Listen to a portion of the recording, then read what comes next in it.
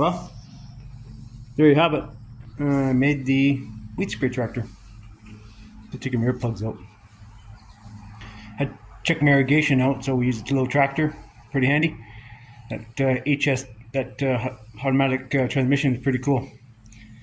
But yeah, so here you have it. Utilized their 3-point hitch and made the little cradle. The tank worked out perfect. So I just used what I had, and then took some board I had, piece of good hardwood, stuck it on there, and works the tank. Measure it up, works really good.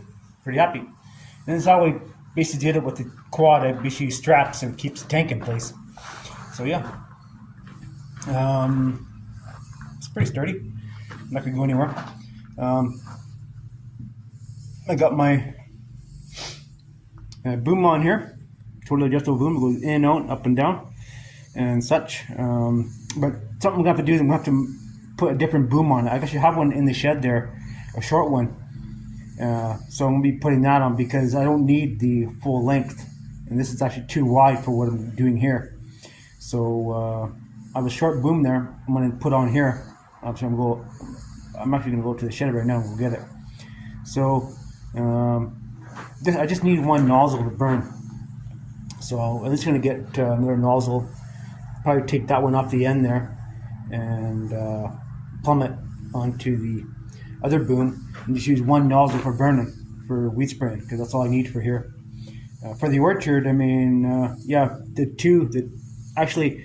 because I have the 180 spread on the nozzle. Actually, these go pretty. These nozzles here are 180 degree, and they spread out pretty far, pretty good swath on there.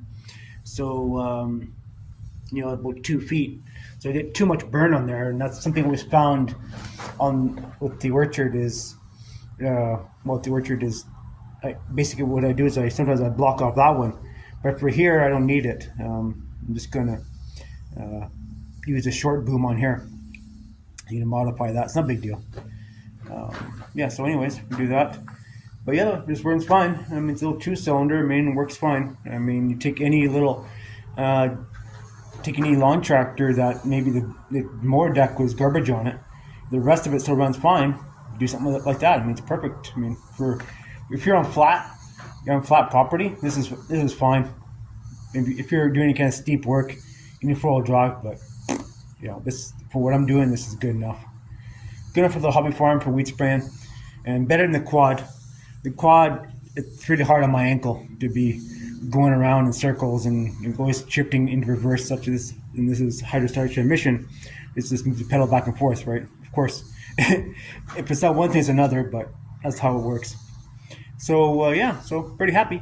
So it turned out really good. Pretty happy with it. Sorry I didn't give you guys more videos on what I did here, but I left this on the back here, these little stops back here, because you never know a later date if I want to put a separate boom on here for doing touch-up spraying. I can just wrap it around there if I need to.